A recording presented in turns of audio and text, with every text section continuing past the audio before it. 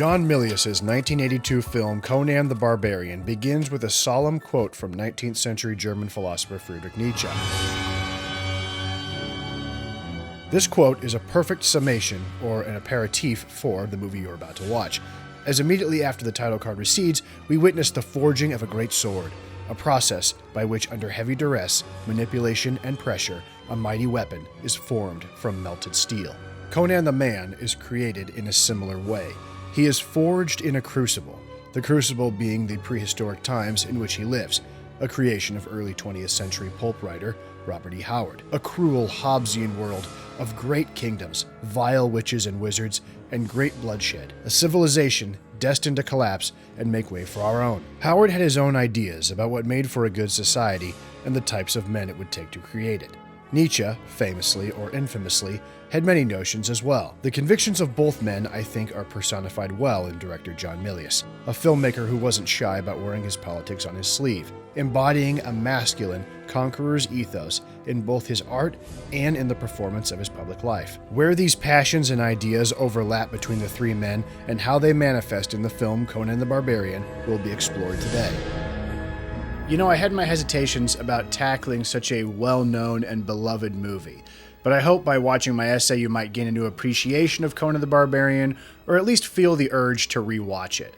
But if I fail in the task that I've designed for myself, when I die in Valhalla, Crom will laugh at me, which seems likely, but I hope you enjoy. Let's get started. Conan the Barbarian is the story of a young boy whose mother, father, and small village are put to the sword by a band of raiders bearing the banner of a snake and led by Thulsa Doom.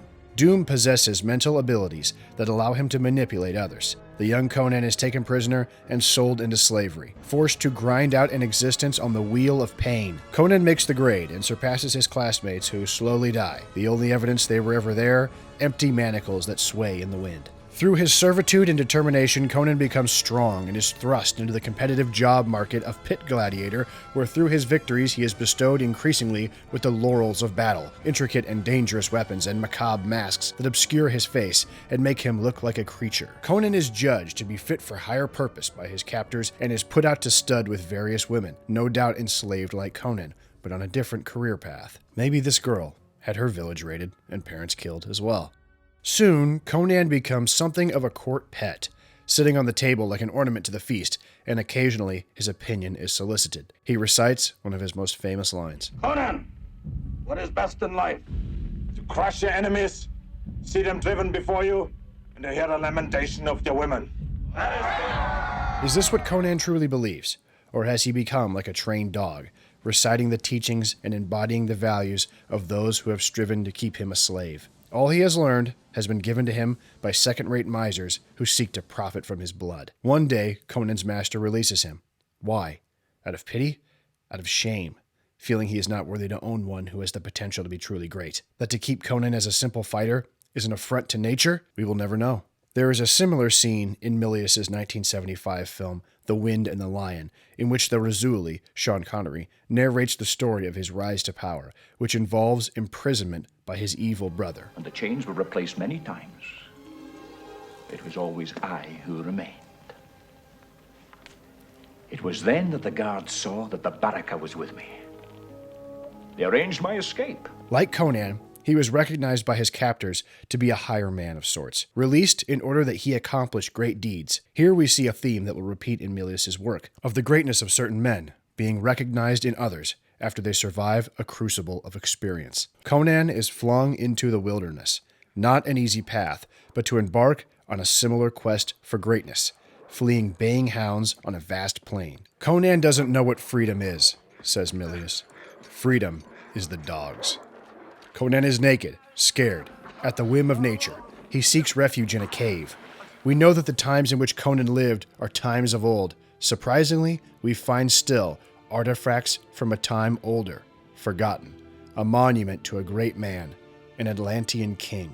Looking at the Atlantean king in his forlorn cave, or at the plain in which Conan and his friends do battle, we see the remnants of a long-dead civilization. A very important element of Howard's lore for the Conan stories is the idea of cyclical civilizational collapse.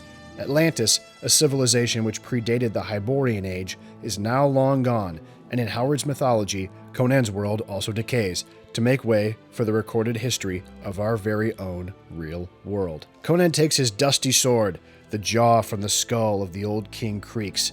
There's nothing supernatural about this, but Conan is alarmed, knowing he has disturbed the sleep of this once great leader, maybe desecrated his grave, stolen his legacy. But no, this is a warning, a reminder that this sword isn't a lowly trinket. It must be used for great deeds, and its bearer, too, must also become great. Once a cowering wretch, whose brawn and agility no match for a rabid pack of dogs, now, with his tool, able to master the wilderness. Robert E. Howard lived on the vast plains of Texas. Roughly 10 years before the beginning of his short life, the U.S. government declared that the West had been settled, and in 1890, the frontier was officially declared closed. This event upset Howard very much. He often lamented this transition from frontier to civilization in his correspondence with fellow pulp author H.P. Lovecraft.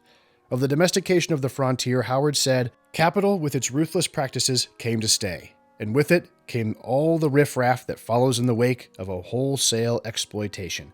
A few corrupt politicians sold us out, and we've been fighting for our rights ever since." Howard and Lovecraft often debated the merits of civilization, Lovecraft holding the rationalist perspective, Howard the romanticist. Of their correspondence, collected in a compendium titled A Means to Freedom, author Bryan Murphy, in his review, characterizes the effect of Howard's environment on him and his creation quite well, and I quote him here.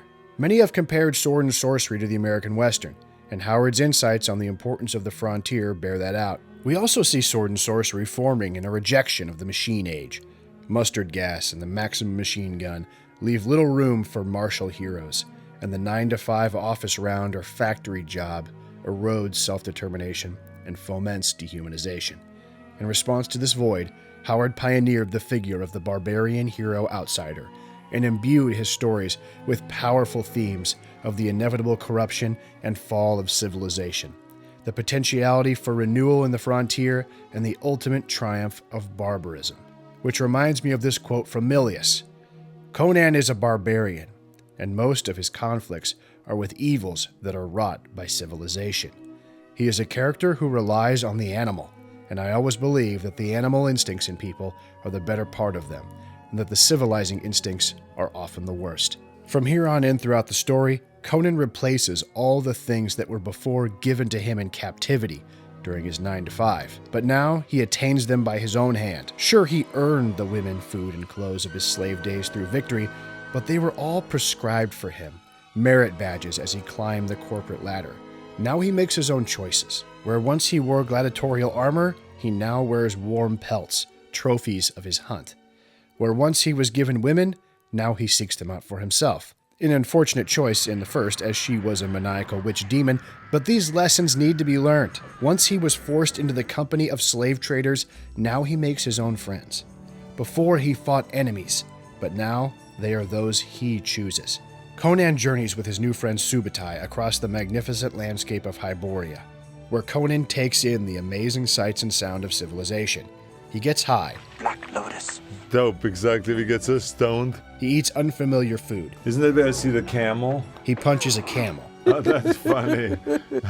But soon discovers something sinister standing within the city's walls. A tower ornamented in the iconography of the snake. The snake, a remnant from Conan's past, perhaps buried during his decade of trials, now returning to inform his future. What is it you seek? A standard. A symbol. Perhaps on a shield. Two snakes coming together. Facing each other. But they're one.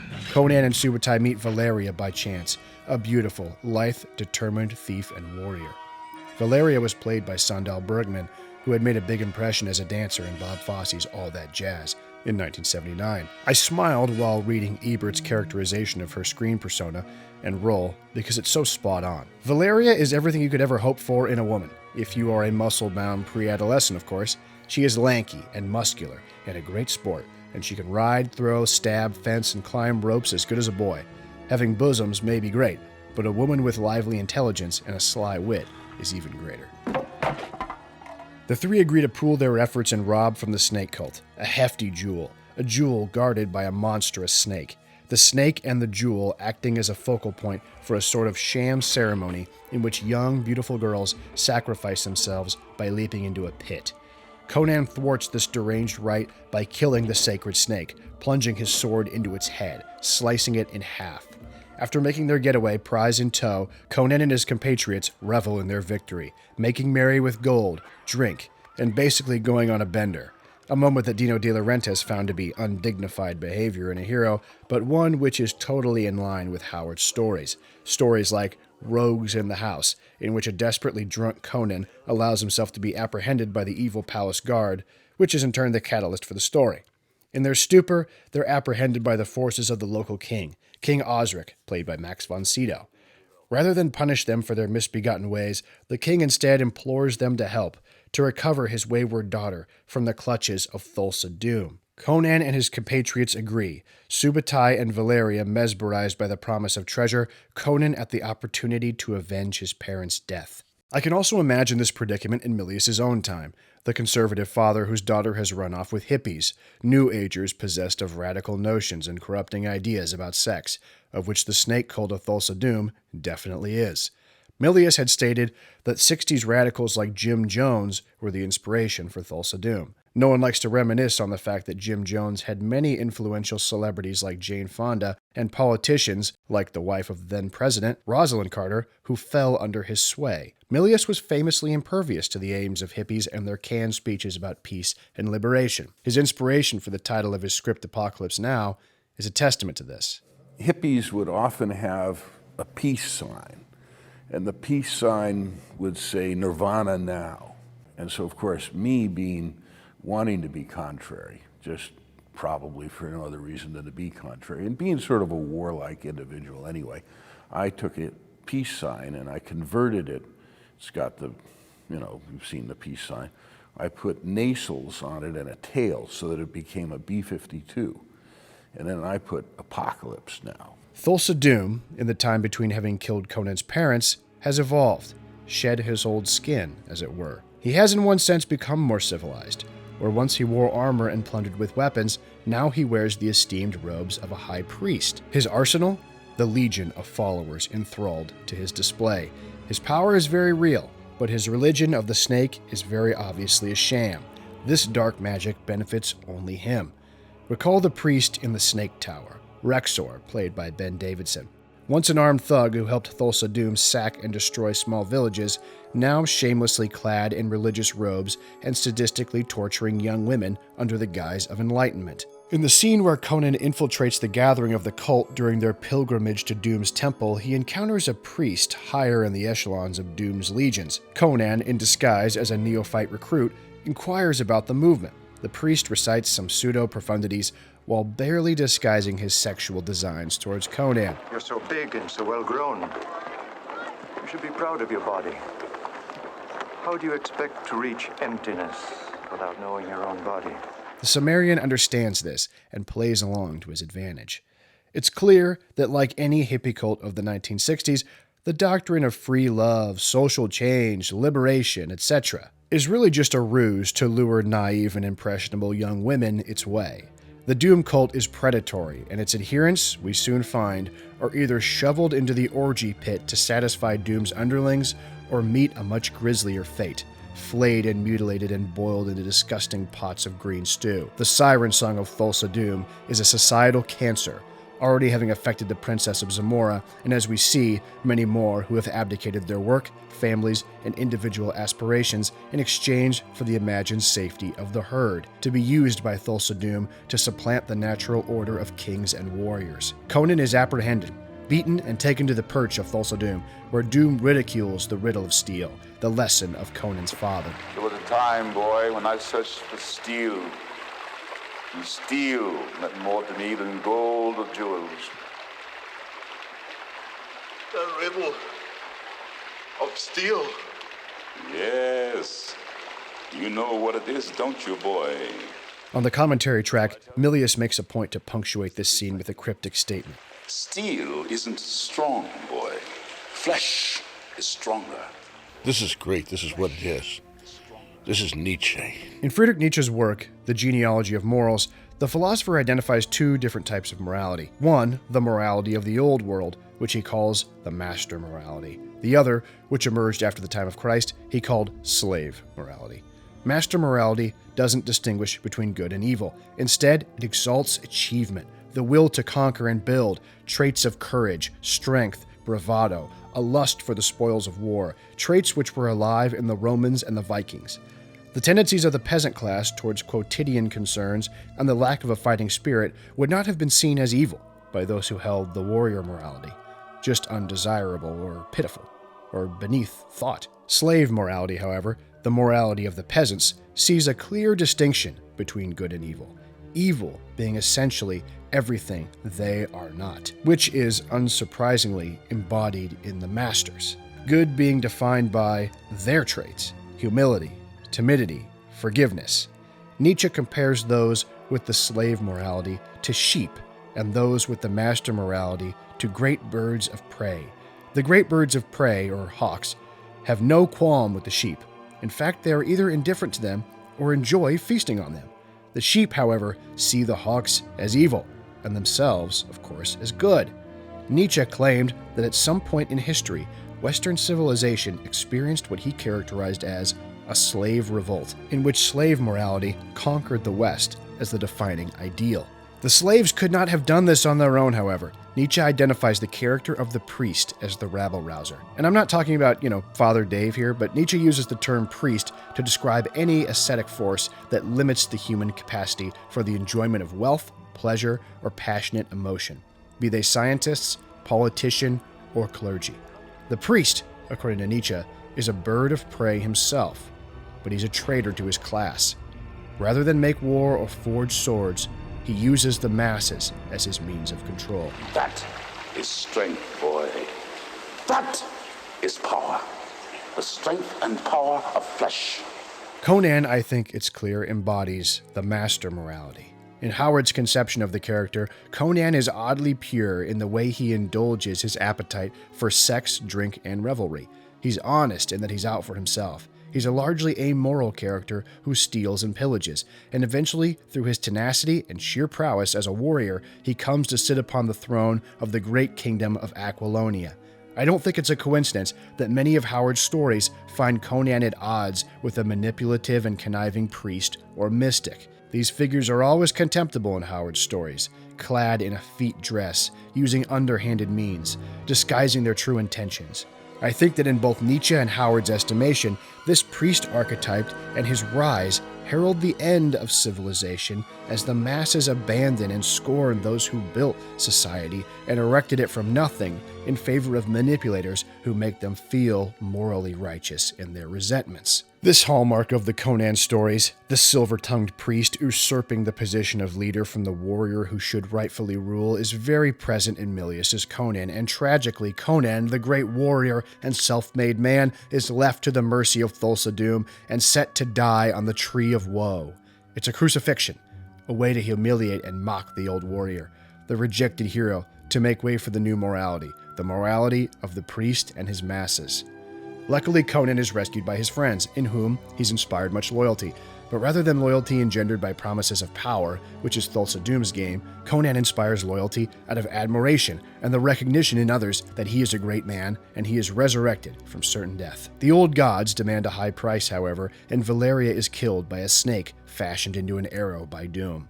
The princess has been rescued, but in her ingratitude is lashed to a rock where she bears witness to Conan's trials, the burial of Valeria by fire, and the brave last stand of Conan against Doom's onslaught.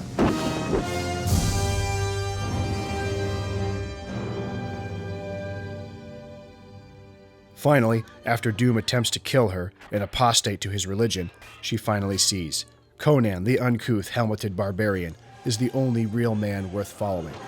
Conan returns to the temple once more and in front of the gathered believers decapitates Thulsa Doom and tosses his head down the stairs. His brazen act shocks the crowd.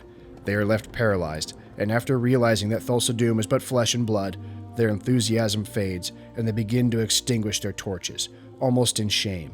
Shame in having fallen for the ruse, so easily dispatched by this godlike muscle man. Conan leads the princess away. Tenderly, he doesn't take her as a spoil of war. Instead, he carries her into the sun, back to her family, and towards a better tomorrow for her and Conan. Now a full-fledged man, the world wide open to him. Milius once said, "It's important to go out and do something in your life, to do something with tremendous commitment and dedication. Maybe put your life on the line to do it. It's important. It makes you a bigger person. We've gotten away from this, the pursuit of excellence.